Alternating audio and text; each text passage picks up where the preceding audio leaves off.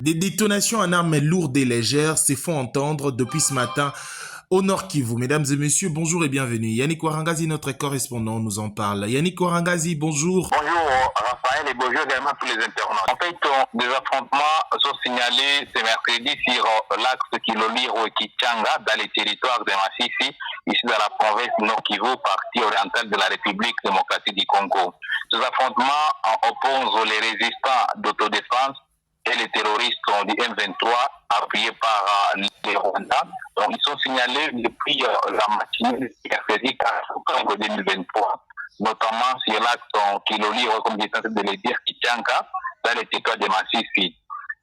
Selon les sources concordantes, les terroristes du mouvement du M23, donc le mouvement du 23 mars, le M23, accusé d'être soutenu par le Rwanda, et tentent de reprendre des entités où ils avaient été délogés par le groupe d'autodéfense, donc le Wazalendo. Les hostilités sont enregistrées dans les localités, notamment de Burungu, de Tebero, de Touro, de Braza, dans lesquelles entités se trouvaient autour de Kilolirwe, comme j'essaie de le dire, dans le territoire de Massissi. Et nous venons de l'apprendre tout à l'heure là, les terroristes du M23 viennent d'être délogés de la colline de Rougebéché pendant que les affrontements se poursuivent. Et voilà un peu la situation actuelle du Massissi, dans les donc du territoire de Massissi, ici dans la province du Nord Kivu. Donc ces affrontements n'opposent pas l'armée congolaise aux terroristes, mais opposent plutôt le combattant de Wazalendo aux terroristes du M23. Terroristes, comme vous le savez, occupent plusieurs entités congolaises, et raison pour laquelle le combattant de Wazalendo avait décidé depuis un moment de défendre leur territoire.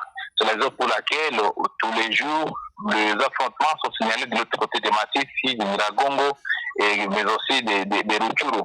C'est Wazalendo s'oppose à l'occupation de leurs entités par une armée étrangère. C'est la raison pour laquelle ils attaquent souvent les terroristes du M23, donc les terroristes rwandais du M23. Et aujourd'hui, si les affrontements ils sont encore signalés, c'est puisque Wazalendo, comme je viens de le dire, avait déjà réussi à récupérer certaines entités des mains de ces terroristes du M23. Et que ces M23 ont décidé de récupérer également ce même territoire, alors que ce sont les territoires congolais. Donc, raison pour laquelle le Wazalendo, c'est les informations que nous possédons, ce Wazalendo ont tenté de chasser ces mêmes terroristes du M23, ont donc repoussé les attaques de ces terroristes du M23. Comme vous le savez, pour le moment, il y a un cessez qui s'observe sur le terrain. C'est des faits qui avaient été décrétés par les chefs d'État des pays membres de l'EAC et qui avaient demandé donc à l'armée congolaise et à l'ennemi de déposer les armes et d'observer et cesser les faits. Et c'est les faits malheureusement qui ne cessent d'être violés du jour le jour par l'ennemi. Et pour le moment, l'armée congolaise observe ce cesser les faits, mais ce sont les Wazalendo et l'ennemi, donc le terroriste du M23 qui s'affrontent sur les sols congolais, notamment dans les territoires de Massissi.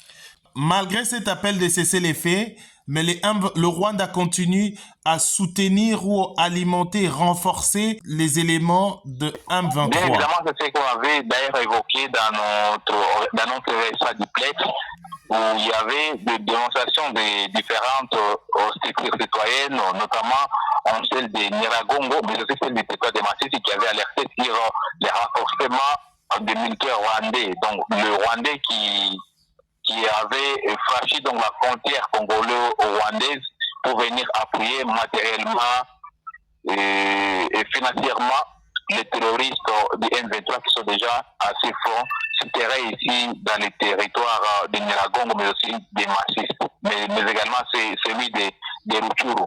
Donc pour dire, malgré le cessez-le-feu, l'armée rwandaise ne cesse de violer et d'appuyer l'ennemi.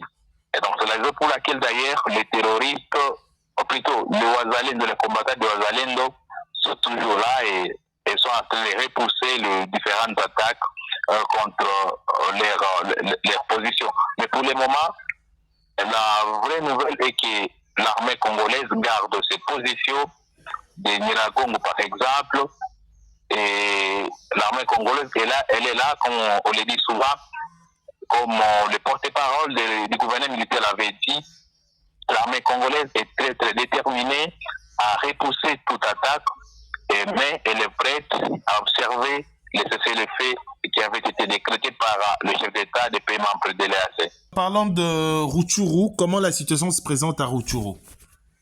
Pour le moment, là, à Rutshuru, la situation est calme. Dans le territoire de Rutshuru, l'armée garde ses positions, mais aussi l'UNI garde aussi les positions qu'il occupe. Donc à Rutshuru, c'est calme, mais aussi dans le territoire de Nyiragongo, c'est calme, sauf à Massissi sur l'axe Kiloliro-Kichanga où les affrontements sont signalés, comme j'étais en train de le dire. Donc, à part Massissi, à Nyiragongo, la situation est calme, mais aussi dans les territoires de Rutshuru. Bon, comme l'armée congolaise avait communiqué, l'armée avait annoncé qu'elle était prête pour sauver le territoire congolais. L'armée congolaise avait annoncé qu'elle reste déterminée à sauver donc l'intégrité territoriale.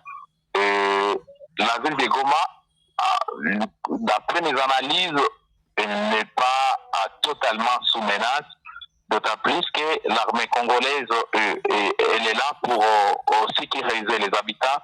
Et pour l'instant, je suis à Goma, la population va librement à ses occupations.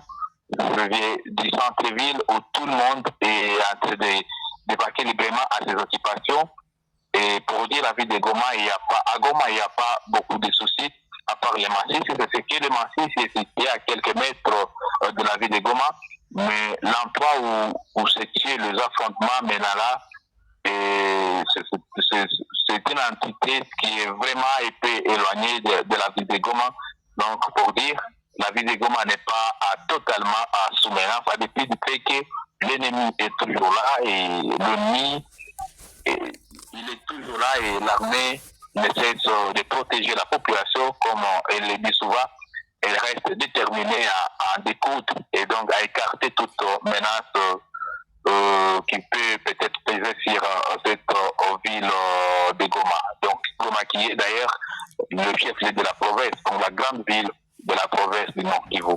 Merci Yannick Ouarangazi. Je rappelle que vous êtes notre correspondant au Nord Kivu, vous êtes précisément à Goma. Merci pour votre disponibilité et nous avions décrypté la situation qui se présente à Kiloliro dans le Nord Kivu. Merci Yannick Ouarangazi. Au revoir. Bonjour, je suis Raphaël Walukonga. Je suis ravi de m'associer à SendWave, une application de transfert d'argent qui vous permet de transférer de l'argent en République démocratique du Congo sans frais. Vos proches pourront récupérer de l'argent en République démocratique du Congo via M-Pesa, Orange Money, Airtel Money ou auprès de l'agence Union Express la plus proche de chez eux. En collaboration avec SendWave, je vous offre un crédit gratuit de 10 $ à utiliser lors de votre premier transfert. Téléchargez l'application SendWave et utilisez mon code promo INFO243 pour obtenir vos 10 $ offerts.